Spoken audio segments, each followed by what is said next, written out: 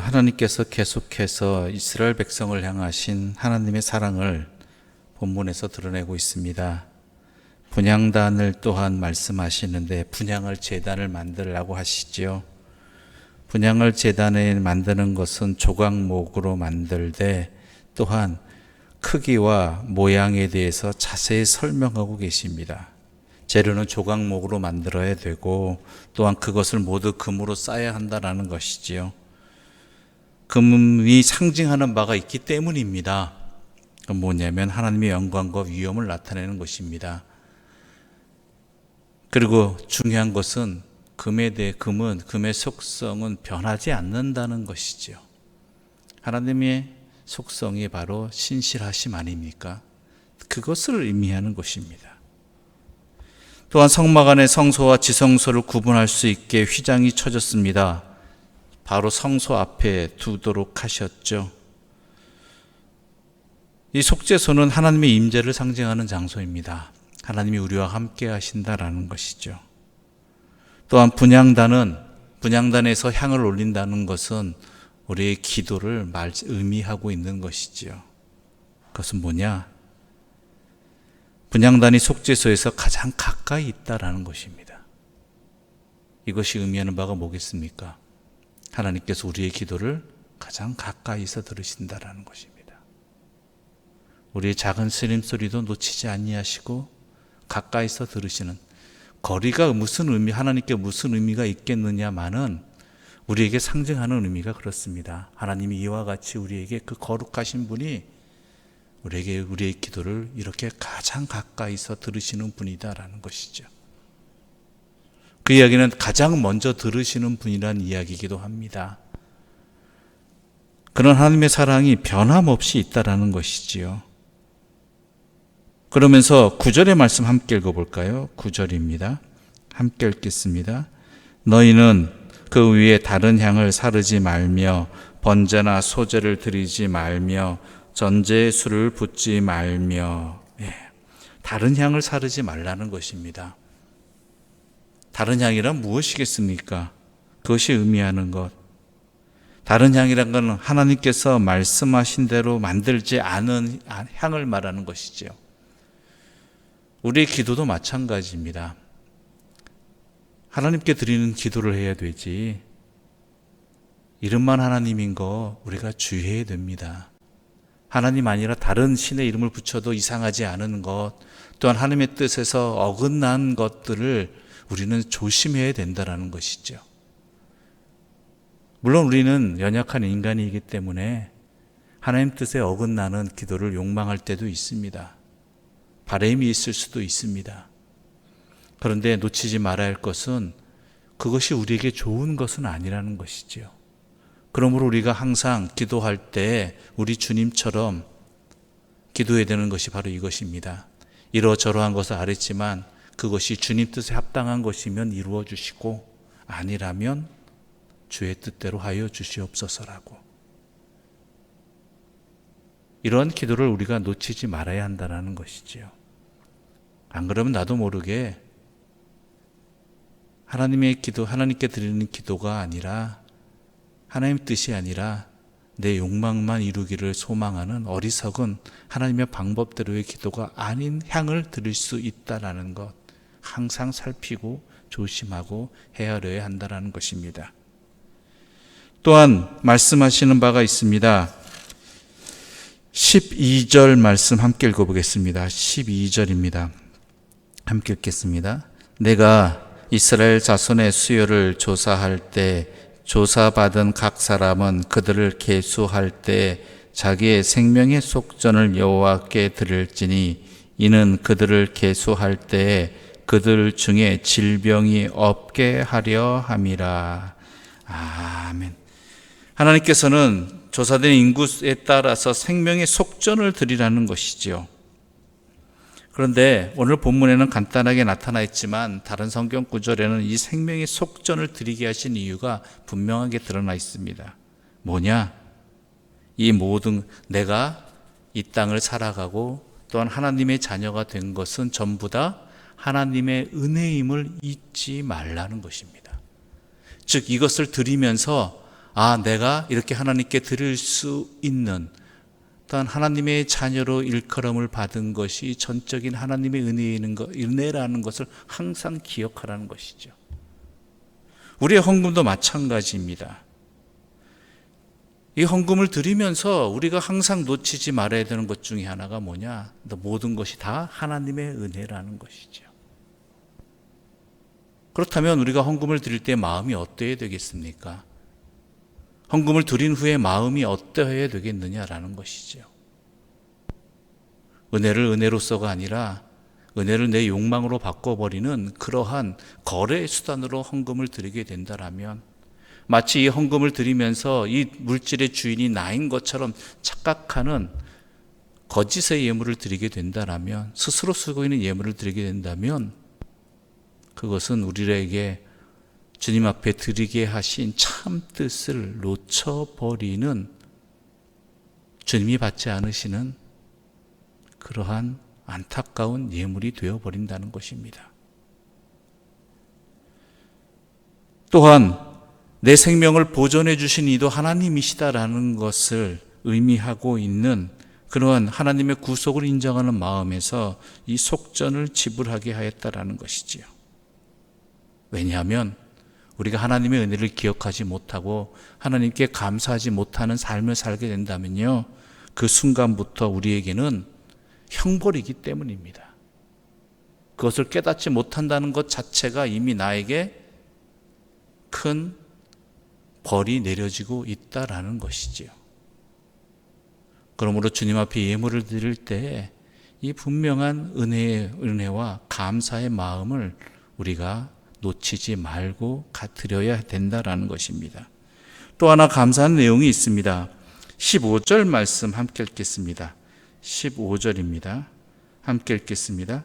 너희의 생명을 대속하기 위하여 여호와께 드릴 때에 부자라고 반세겔에서 더 내지 말고 가난한 자라고 덜 내지 말지며.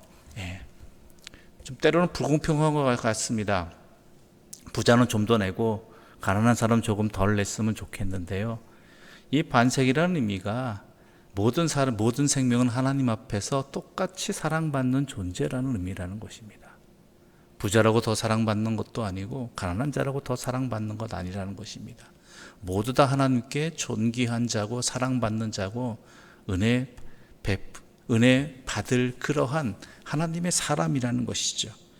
그것을 상징하는 의미, 이것은 그 당시로서는, 오늘날 우리에게는 너무나 당연한 사상일지 모르겠지만 그 당시로서는 당연히 노예가 존재하고 또한 귀족이 존재하고 이것이 태생부터 정해졌다고 생각하는 그러한 시대 속에서 이 말씀은, 이 드림은 엄청난 의미가 있는 것이지요.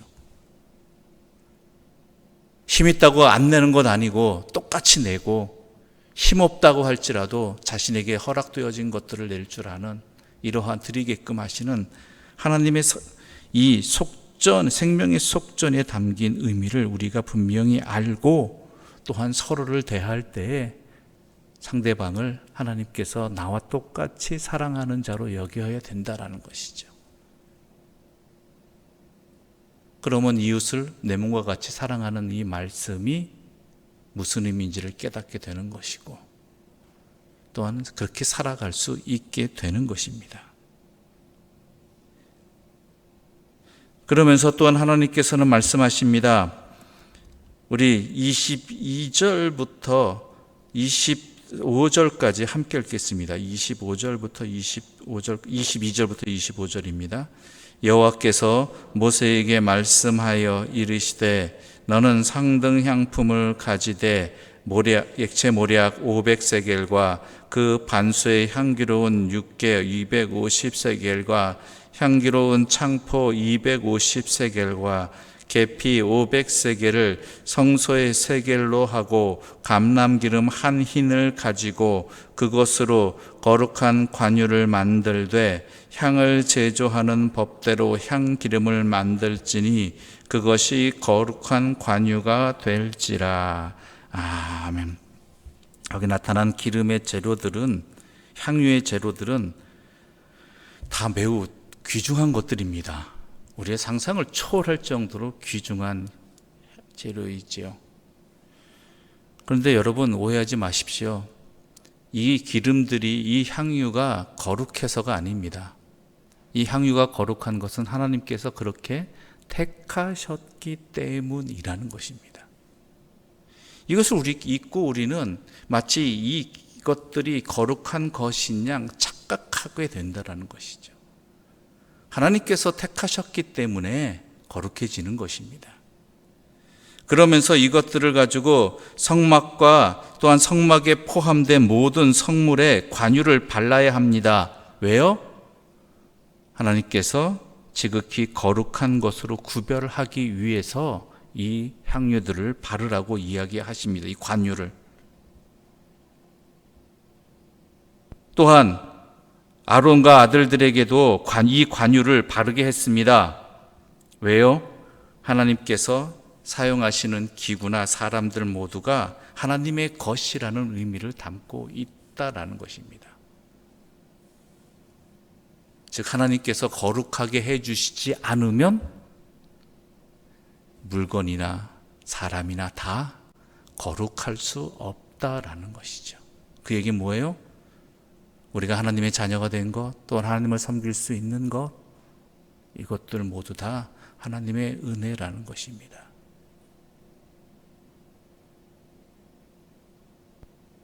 특히 오랜 신앙생활하고 귀한 직분을 받은 분들은 이 말씀을 명심하시기 바랍니다.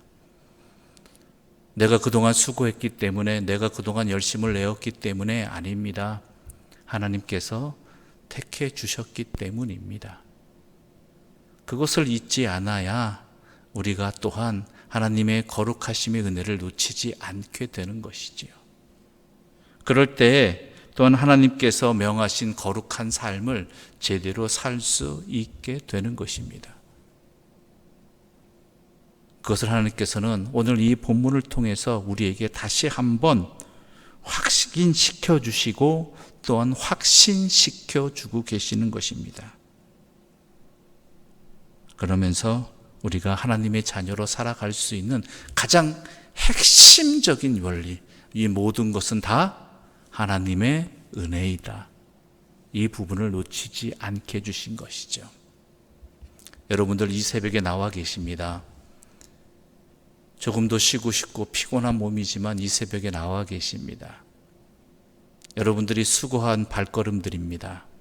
그런데 우리가 놓치지 말아야 할 것은 이것 또한 하나님의 은혜라는 것입니다. 그럴 때 우리는 우리의 받은 바 은혜를 쏟지 않는 사람들이 되고, 이 은혜로 인해서 하나님을 더욱 잘 섬기는 사람이 되고, 이로 인하여 이 은혜로 말미암아 교만해지지 않는 하나님의 사람들이 되는 것입니다.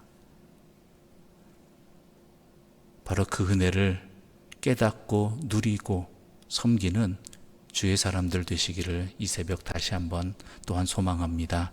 기도드리겠습니다.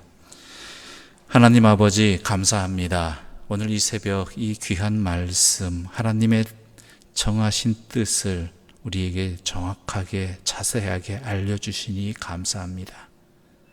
나의 나된 것은 다 하나님의 은혜이고, 또한 나의 생명을 지켜주시고 보호해주시는 분도 하나님이심을 다시 한번 이 말씀을 통해서, 또한 우리의 허락되어진 모든 것들을 통해서 다시 한번 확신하게 해주시고 확인하게 해주시고 감사하게 해주시고 또한 정결하게 해주시니 감사드립니다.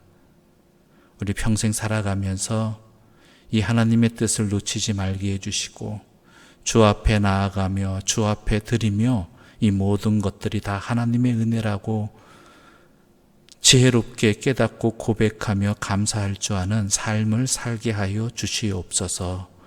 예수님의 이름으로 기도드립니다. 아멘. 하늘에 계신 우리 아버지, 아버지의 이름을 거룩하게 하시며 아버지의 나라가 오게 하시며 아버지의 뜻이 하늘에서와 같이 땅에서도 이루어지게 하소서. 오늘 우리에게 일용할 양식을 주시고 우리가 우리에게 잘못한 사람을 용서하여 준 것 같이 우리 죄를 용서하여 주시고 우리를 시험에 빠지지 않게 하시고 악에서 구하소서. 나라와 권능과 영광이 영원히 아버지의 것입니다. 아멘.